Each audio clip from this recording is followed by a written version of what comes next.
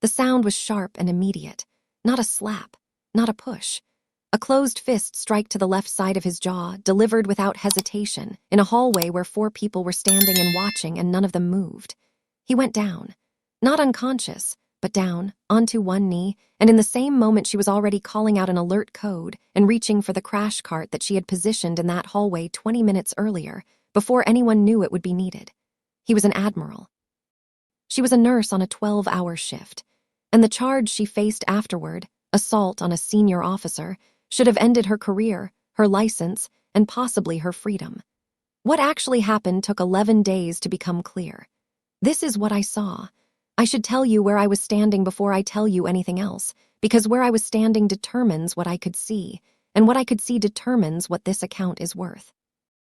I was in the corridor outside room 14 at Naval Medical Center, Portsmouth, 31 days into a recovery from a bilateral knee surgery that had been scheduled, delayed, rescheduled, and finally completed in a manner that left me functional but slow. I was mobile enough to walk the corridors on a prescribed schedule, 3 times daily, short distances, building the muscle memory back in the joints. The late afternoon walk was the one I liked best because the ward was at its quietest then, the administrative day winding down, the evening shift not yet fully present.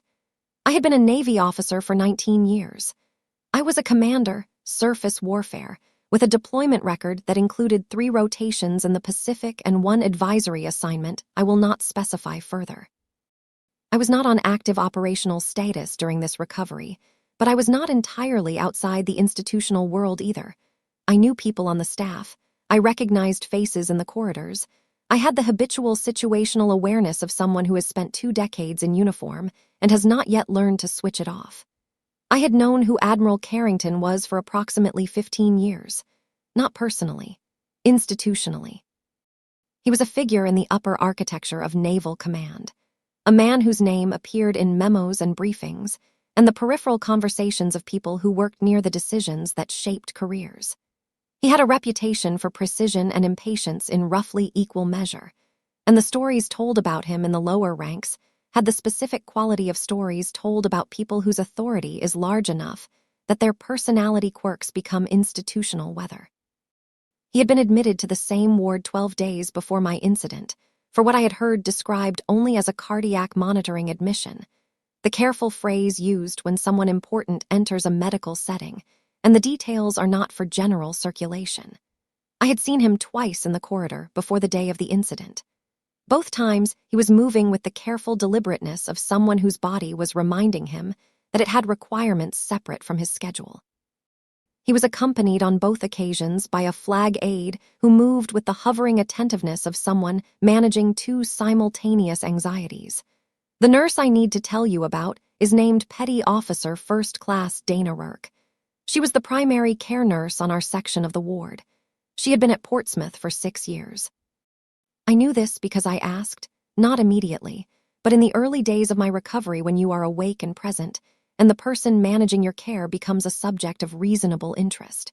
She answered questions directly without elaborating beyond what was asked, which I took as a sign of competence rather than coldness. Competent people in operational environments answer the question that was asked because they do not have time for the conversation that wasn't. She was in her mid-30s. She had a specific kind of physical readiness about her that I noticed and did not comment on, the way some people carry themselves when they have trained their body to be a tool and have kept that relationship with it. She was not imposing. She was present in a way that some people are present and some people are not, regardless of size. What I noticed most, over the days of my recovery, was her attention to pattern. She did not simply check the things that were on the checklist. She checked the things on the list, and then she paused, in that particular way of hers, and looked at the whole picture. She asked questions that the list did not generate. She made notes that I saw her cross-reference against previous notes.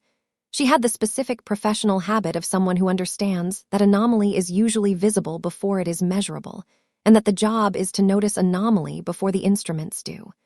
I was watching her run the corridor check when it happened.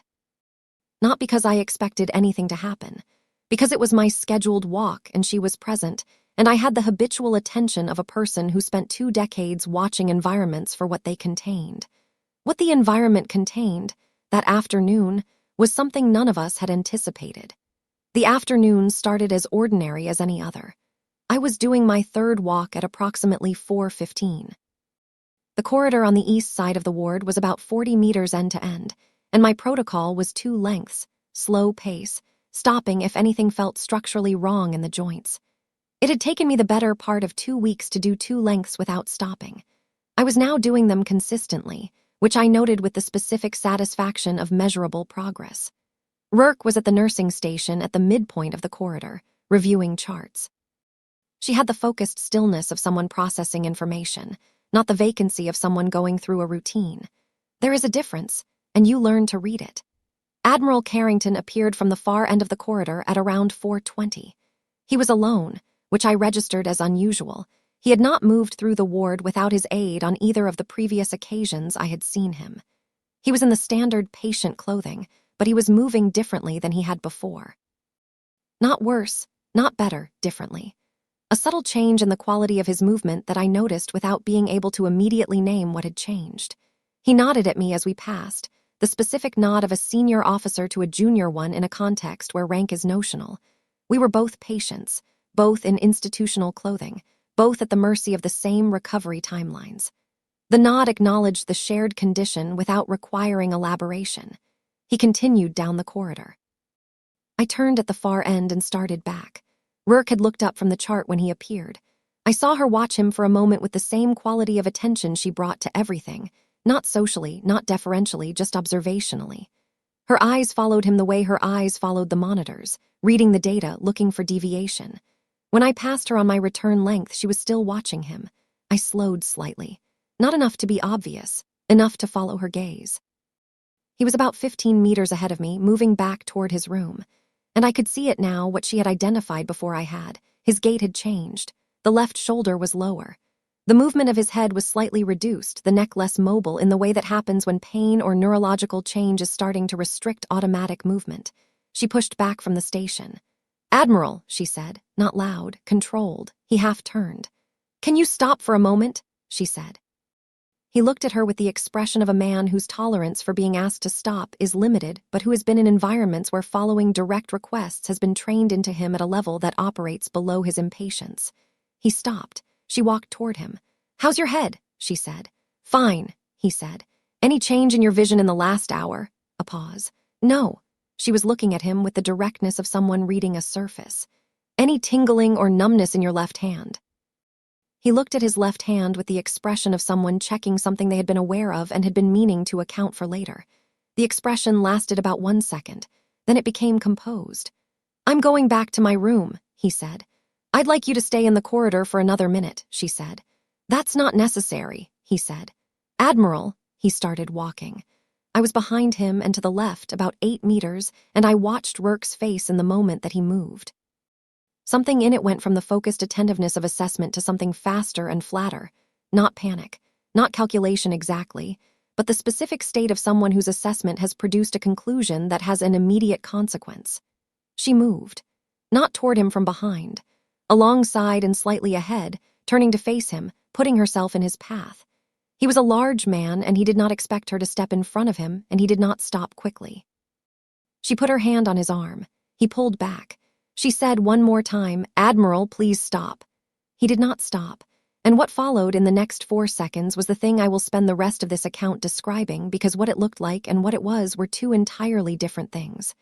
Chapter 3. First red flags, tilde 780 words. She struck him once. Left-handed, closed fist to the jaw. Not a full swing, a short, controlled impact. The specific biomechanics of a strike, designed to produce an immediate physical interruption rather than damage. He went sideways and down to one knee, and in the same motion she was calling out the code and moving to the crash cart. I was 8 meters away and I was already moving. The 2 other people in the corridor, a junior officer I didn't know, and a hospital corpsman whose name I learned later, were frozen in the way that witnesses freeze in the initial seconds of a violent event, the body taking a moment to reclassify what is happening from threat to emergency. Within 90 seconds, there were 4 additional staff in the corridor. Within 4 minutes, the on-call cardiologist was present. Within 6 minutes, Carrington was on a gurney being moved toward the cardiac unit. I stood at the edge of the corridor and watched this sequence and processed the information. The cardiologist, in the immediate briefing she gave the arriving team, brief, fast, delivered in the compressed language of medical urgency, used a phrase I knew the shape of but not the full clinical content. She used the phrase suspected vagal, and then a more specific term that I can't reproduce accurately, about a rhythmic risk and syncopal threshold and the specific window of intervention. What I understood from it, at the level of comprehension available to someone with no medical training but significant experience reading urgent professional language, was this. Carrington had been in a critical window. The kind of window that closes. Rourke had identified it. The physical intervention had not been violence. It had been the only available mechanism for stopping a man who was walking toward a collapse with a flag officer's momentum and 20 years of being the person in the room who does not stop. I understood this within approximately 5 minutes of the event. What I did not yet understand was what was going to happen to Rourke because of it. The charge was filed within 48 hours. I found out from Rourke herself, not because she told me directly, but because I was awake at 2 a.m. and I heard her in the corridor speaking with a low voice that had the specific tight quality of someone managing controlled distress. She was on the phone. I could not hear the content. I could hear the quality. When she came in for the morning check, she was composed. Fully composed, the way she always was, with the same precision and attentiveness she brought every morning. She checked the monitors. She asked the standard questions. She made her notes. I said, I heard some of the call last night. She looked at me briefly, then back at the chart. There's going to be a review, she said.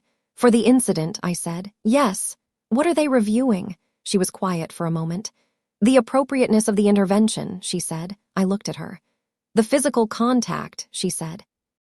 It was a careful phrase, and it was careful because it was being used to describe something that looked in isolation like what it was not. Who filed it? I asked. The aide, she said. He arrived about 8 minutes after. He filed a formal complaint with the flag officer's office. I thought about the aide, the man who had not been present in the corridor, who had arrived afterward when Carrington was already on the gurney, and who had seen a tableau that, without the preceding 4 minutes of interaction, without the specific sequence of refusals and the cardiologist's briefing and the outcome data, would look like what the complaint said it was. Is there footage? I said. She paused. The corridor camera covers that section, she said. But the angle is from above and behind. It captures the contact but not the facial data. I thought about what that meant, a camera that showed the strike. That showed Carrington go down. That showed 4 seconds of an event without the 8 minutes of context that preceded it. I was there, I said. She looked at me. The whole time, I said. I was 8 meters behind you and I saw the entire sequence. She was quiet.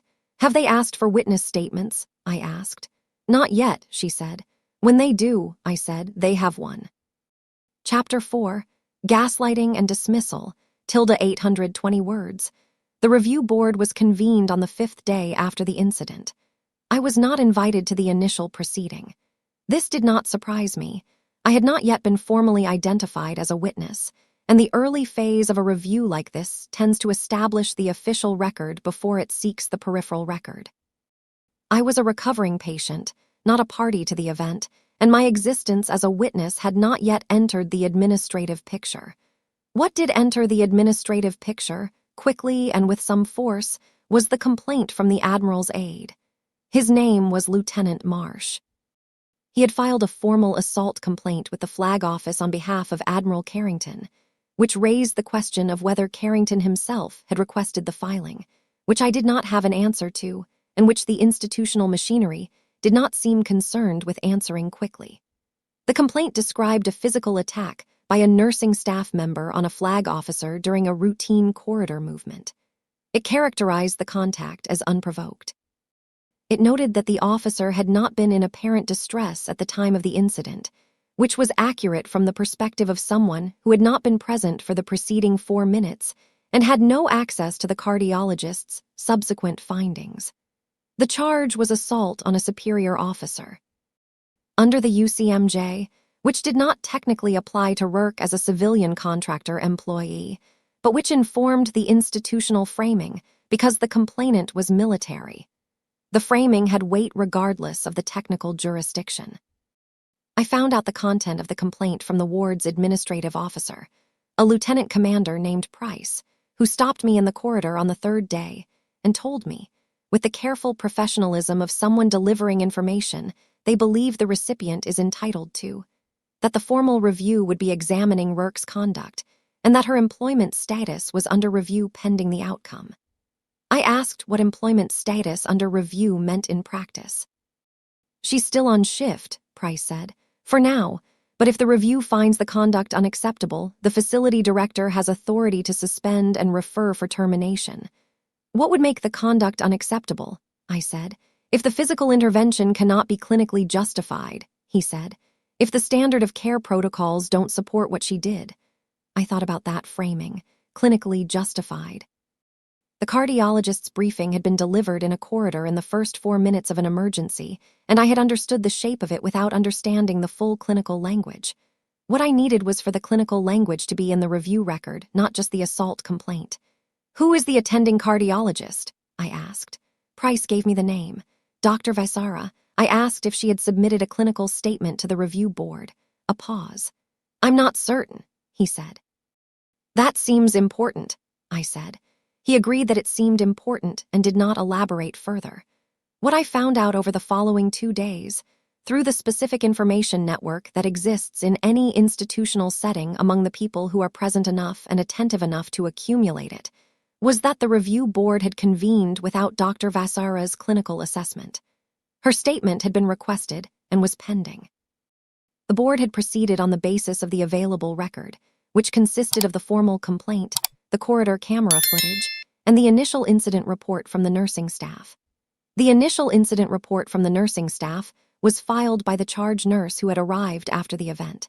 It described the intervention without clinical context because the charge nurse had not been present for the preceding assessment.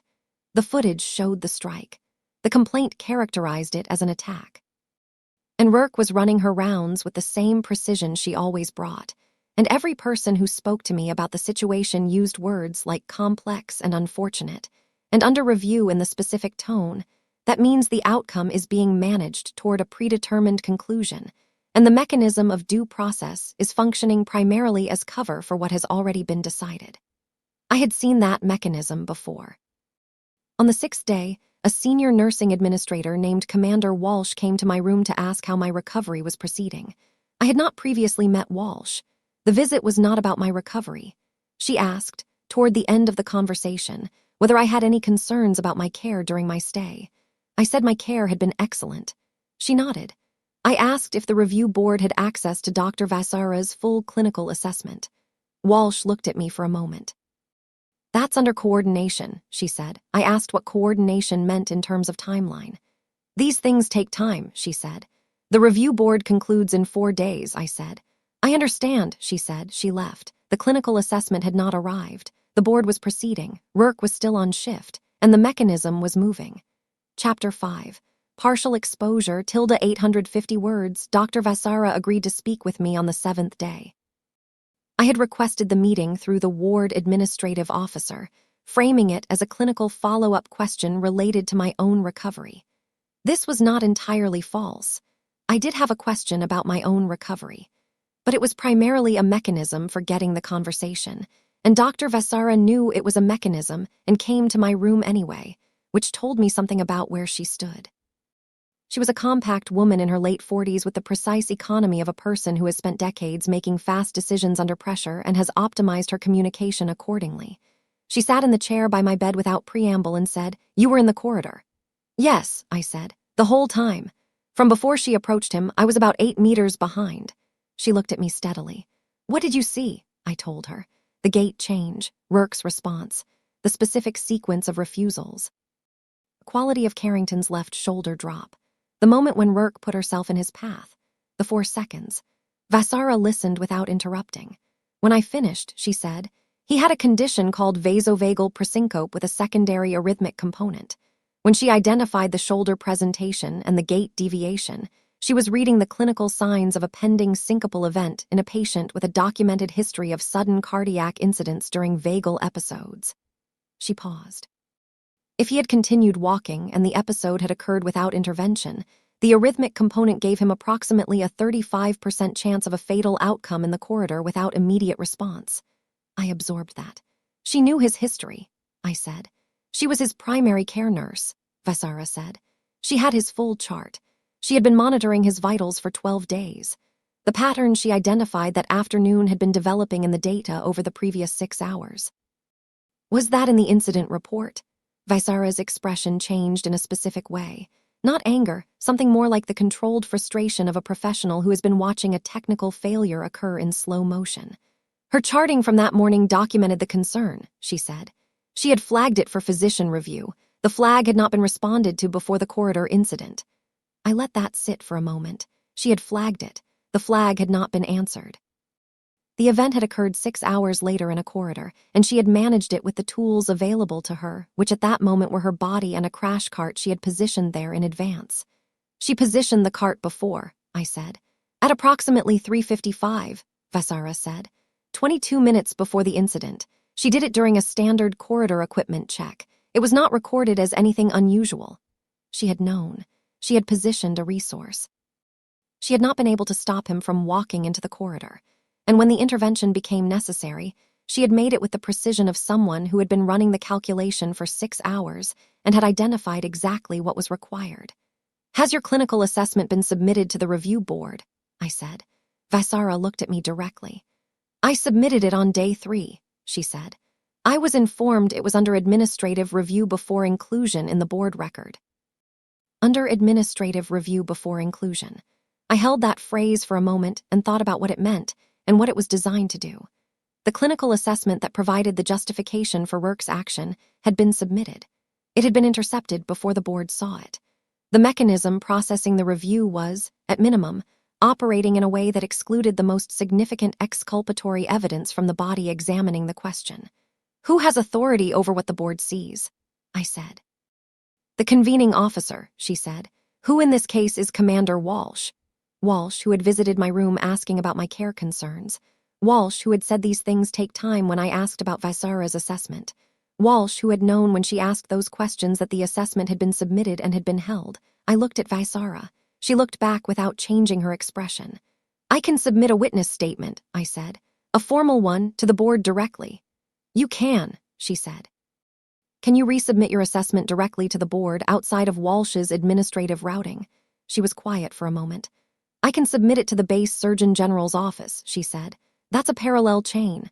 How quickly? Today, she said. Then we should both move today, I said. She nodded. She stood up. She paused at the door. He asked about her, she said. Carrington, from the cardiac unit. He asked specifically how the nurse who had been caring for him was doing. She paused. The aide who filed the complaint has not been back to the ward. She left. I reached for the paper and pen on my bedside table and began writing. Chapter 6.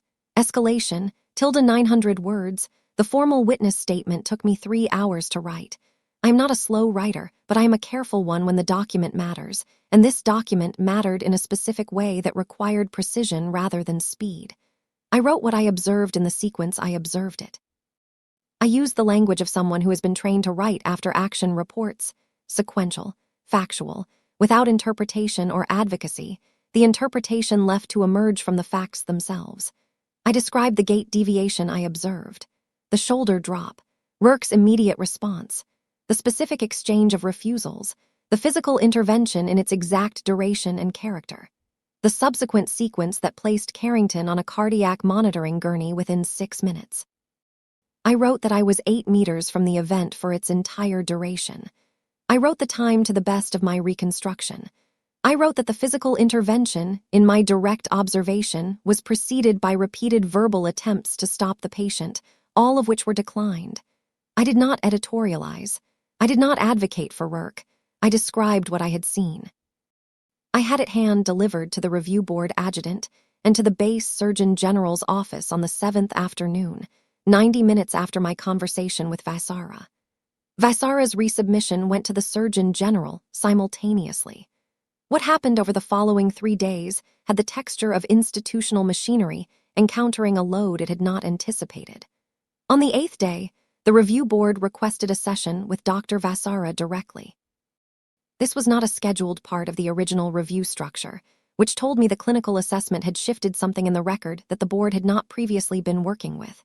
Vaisara attended the session. The session lasted 2 hours. On the 9th day, Commander Walsh was not present in the ward. Her absence extended through the afternoon and into the evening shift, when her usual administrative hours would normally place her in the facility. I noticed this without comment. On the 9th day, Admiral Carrington discharged himself from the cardiac unit and walked the length of the corridor. I was on my afternoon walk when he appeared. He was moving with more steadiness than the last time I had seen him upright, though still with the careful deliberateness of someone who has been reminded of his body's requirements. He was alone again, no aid. He stopped when he saw me. We stood in the corridor for a moment. "You were there," he said. "Yes, sir," I said. He looked at me for a moment with the expression of someone who has been receiving information about a situation in pieces and is assembling it. "I don't remember the corridor clearly," he said. "The last clear thing I have is the nursing station." He paused. "Then the gurney." "There was about 4 minutes between those things," I said. He nodded slowly. "I've been told." "Did you request the complaint?" I said. It was a direct question that I would not have asked in another context, but the corridor had a specific quality of temporary equality, 2 people in patient clothing, outside the formal chain with no one else present. He looked at me with the expression of a man processing a question that touches something he has been working through independently. "No," he said. "I did not." I nodded. "Marsh filed it on his own initiative," I said. "On the assumption of what I would want," Carrington said. He said it with a specific flatness that told me how he felt about that assumption. We stood there for a moment. "The review board concludes tomorrow," I said. "I'm aware," he said. "Have you submitted a statement?" He looked down the corridor. "I've been contacted by the board," he said. "I'll be speaking with them this afternoon." He started walking again. Past me down the corridor in the direction of the nursing station where 12 days ago Rourke had been reviewing charts when she first noticed the deviation. She was there now. He stopped at the station. I was behind him far enough to not be inside the conversation. I could see the shape of it but not the words. Rourke looked up. There was a moment of stillness. Then Carrington said something. It was brief, 4 or 5 sentences, no more. Rourke listened. She nodded once. He nodded once. He walked back toward the cardiac unit. Rourke turned back to the chart. Her face, from where I was standing, was composed in exactly the way it was always composed, present, attentive, undramatic. I finished my corridor walk and went back to my room. I thought about Walsh and the assessment she had held, about the aide who had filed a complaint on an assumption, about the board that had been processing the event without the clinical record for 6 days. I thought about the specific architecture of how an unjust outcome is produced, not through malice, usually, but through the sequential movement of people and systems, each acting within their perceived authority, each making a local decision that contributes to a cumulative result that, in aggregate, is wrong. And I thought about the counter-architecture. The cardiologist who resubmitted through a parallel chain. The witness who wrote 3 hours of careful sequential observation. The patient who walked down a corridor to a nursing station and said what needed to be said. Each one a small move, each one necessary, none of them dramatic. Chapter 7, Emotional Breaking Point, tilde 850 words. The night before the board concluded, I could not sleep. Not because of the joints, those were improving on schedule. Because of the specific quality of a night when something is about to be decided, and you know enough about the thing to know that the outcome is not certain, regardless of what the facts support. I had been in enough institutional review processes to know that evidence and outcome are related but not identical. Evidence has to move through people, and people have filters, and the filters are shaped by things that have nothing to do with the evidence. Career considerations, institutional loyalties. The specific discomfort of a conclusion that requires holding a senior officer's aide accountable for a complaint filed on a wrong assumption. I lay there and thought about Rourke. I had been watching her work for 31 days. I had been watching her with the attention of someone who is mostly awake and has time to observe and has the professional habit of reading environments carefully. And what I had seen over those 31 days was someone who was very good at something that most people cannot see from the outside. Medicine at that level, the level she operated at, is not primarily a technical skill. The technical skills are the foundation, and they have to be present, but they are not the differentiating factor.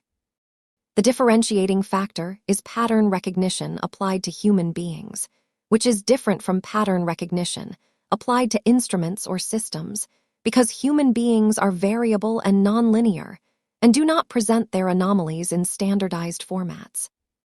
What Rourke did in the corridor was read a living system that was moving toward a failure state and intervene with the precision of someone who had been tracking the data for 12 days and had identified the window of intervention before the window closed. The intervention looked violent. From the outside, from the back, from a camera angle that showed only the moment of contact, it looked like what it had been characterized as. It was not what it had been characterized as. I thought about the 6-hour period in which she had been watching the data develop. She had flagged it for physician review, and the flag had not been answered. She had positioned a crash cart in the corridor. She had followed him when he appeared. She had approached him and been rebuffed. She had put herself in his path and been rebuffed again. And in the 4 seconds between his second refusal and what would have been the floor, she had made the only decision available that had a reasonable probability of preventing the outcome she was trying to prevent. And then she had called the code and activated the cart and given the briefing and handed off to the cardiologist and gone back to work. Without an explanation of herself, without a defense, I thought about that quality, the willingness to do the correct thing and not explain it, to trust that the correctness of the action would eventually be visible without the argument. It is a quality I have observed in very good operators and almost no one else. Most people, when they have done a correct thing under pressure, explain it immediately. They provide the context. They manage the narrative. She had not managed the narrative. She had gone back to her rounds. The cost of that, the specific cost of trusting that the record will be read correctly while the record is being assembled without the context it requires, was something I had been watching her carry for 7 days. She did not dramatize it. She did not perform the suffering of it. But I had been watching long enough and carefully enough to see the small compressions in her, the moments at the end of a round when she stood at the station slightly longer than usual, when the precise movements were just slightly more deliberate than they needed to be, the way a person moves when they are using the discipline of the work to manage something underneath it. She had done the right thing. And the mechanism designed to evaluate that was operating with incomplete information, through filters that had institutional reasons to prefer a certain conclusion. I had submitted what I could submit. Vasara had submitted what she could submit. Carrington had, as far as I could tell, submitted his own account. The board would conclude in the morning. I lay in the ward at 3 in the morning and listened to the sounds of the building and thought, the record is as complete as it can be made. The people who are supposed to read it have what they need. What happens next is out of my hands. That is a sentence that sounds simple and is not simple. What happens next is always out of your hands. The work you can do is the work before that sentence. The statement written carefully. The assessment resubmitted through the parallel chain. The corridor conversation that puts the Admiral's account into his own words in a record that will exist regardless of what the board decides. You do the available work. And then you wait. Chapter 8. Consequences, 780 words, the board concluded on the 10th day. I was not in the room and I was not immediately told the outcome. What I knew first was the absence of certain things that I had been tracking as indicators. Walsh did not appear on the ward on the 10th day or the day after. Her absence from the administrative schedule, which had been intermittent through the previous days, became consistent. I did not know the full details of what had happened in Walsh's specific situation until later, but the consistency of the absence told me something had shifted in the institutional arrangement around her. Rourke came in for her afternoon shift on the 10th day with the same composure she always carried. She ran the rounds. She checked my chart. She adjusted the monitoring notation and made her notes. I said, "How did it go?" She looked at me. "The board found the intervention clinically justified," she said. She said it the way she said most things, directly, without inflection designed to shape how I received it. Just the fact. "And the employment review?" "Closed," she said. I nodded. She went to the next bed. Over the following 2 days, the fuller picture assembled itself through the various channels available to someone who has been present and attentive and is now watching the aftermath. The board's finding had been reached after Carrington's direct statement, submitted in his own words to the board adjutant, characterized the intervention as medical rather than aggressive. based on what he had been told by Dr. Vaisara about the clinical circumstances and what he had been able to reconstruct from his own fragmented memory of the corridor. His statement, from what I understood of its content through secondary accounts, specifically addressed the question of whether the physical contact was commensurate with the clinical emergency. He had answered yes. Marsh, the aide, had not fared well in the process. His complaint had been found to have been filed without authorization from Carrington and without adequate factual basis given the clinical record. The specific consequences of that finding were handled in a separate process I was not privy to. But he was transferred to a different post within 3 weeks, which is the institutional language for a result. Commander Walsh's situation was processed through the nursing administrative chain rather than the review board. What I understood, through the careful, partial accounts of people who were willing to say what they could say, was that the decision to hold Vaisara's clinical assessment before it reached the board had been examined, and the examination had found it to be an administrative irregularity of a type that required corrective action. The phrase corrective action covered a range of possible outcomes, and I did not know which end of the range Walsh occupied.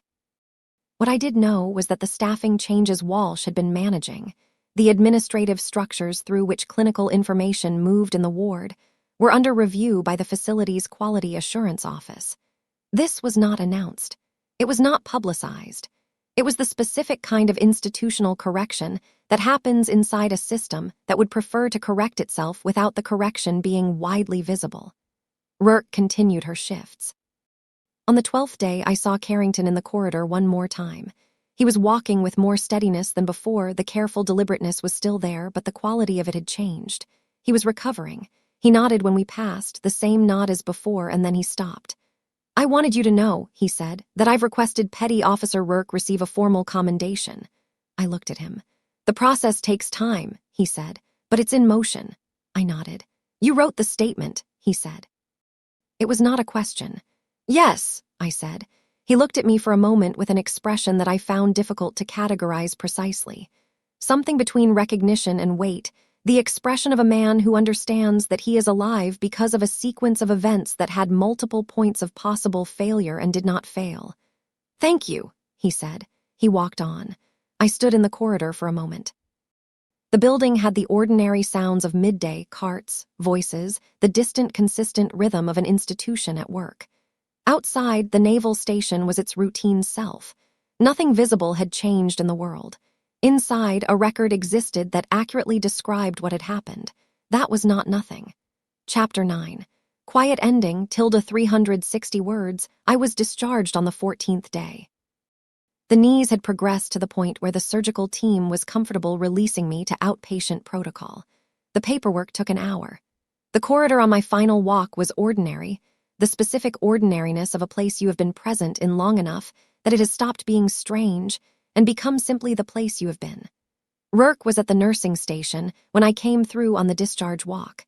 She handed me a copy of my outpatient schedule. She asked if I had questions about the recovery protocol. I said I didn't. She nodded and started to return to the chart. I said, "You flagged the cardiac concern 6 hours before." She looked at me.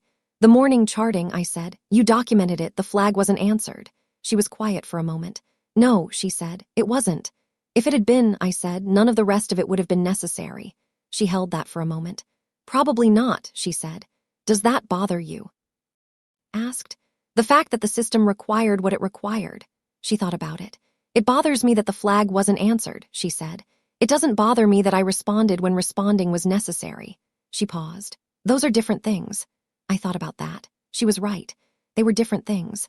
The failure of the mechanism before the event and the response to what the mechanism's failure produced, those were separate questions, requiring separate accountability, belonging to different people. She had answered for what was hers to answer for, and the record now reflected that. I picked up my bag. Outside, the station was its usual self, the movement and structure and purpose of a large institution doing what it does. Behind me, the ward continued. Rourke went back to her chart. And somewhere in the record, the board finding, the commendation request, the clinical assessment that had been resubmitted through a parallel chain, the full shape of what had happened on a Tuesday afternoon in a hospital corridor was written down accurately. Not celebrated. Not dramatized, just true. Nurse punched Navy Admiral to save his life in hospital hallway. What followed next was unbelievable.